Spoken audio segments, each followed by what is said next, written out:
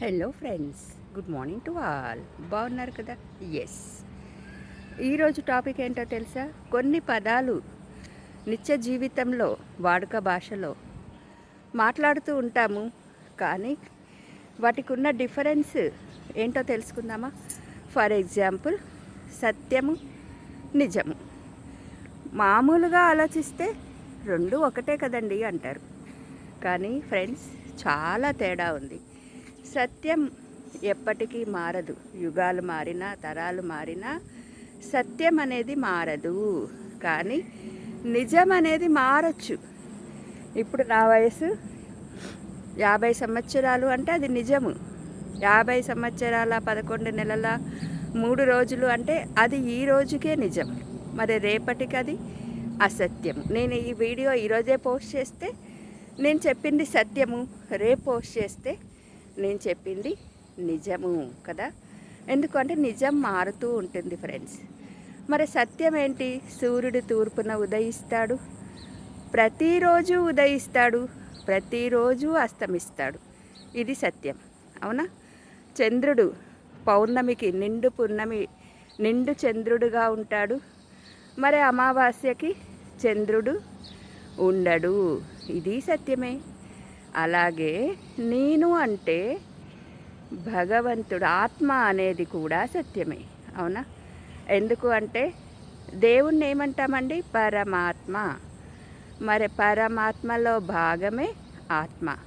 పవిత్ర భారతదేశంలో పుట్టిన మనకందరికీ తెలుసు భగవద్గీత మన పారాయణ గ్రంథమని.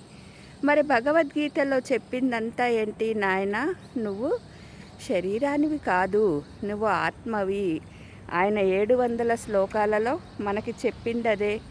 మన భారతీయులకి నరాలలో జీర్ణించుకుపోయిన సత్యం ఏంటి అంటే, నేను అంటే శరీరం కాదు, శరీరంలో నివసిస్తున్న ఆత్మని అనేది సత్యం. మరి మీరు అంటే శరీరం కాదు, కానీ మీరు చేసే పనులేంటి చెప్పండి?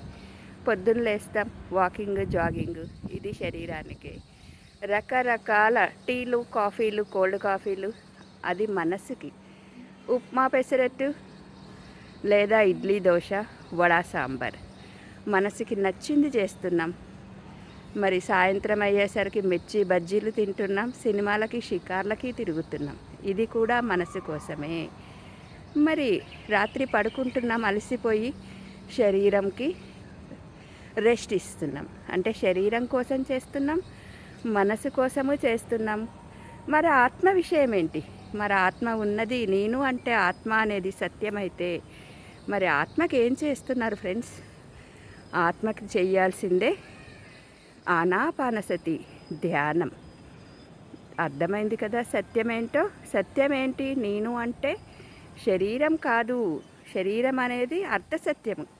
శరీరంలో నివసిస్తున్నాను, నేను ఆత్మని. ఆత్మ అగ్నిలో దహించబడదు, నీటితో తడపబడదు, ఆత్మకి మరణం లేదు. ఇది పూర్ణ సత్యం.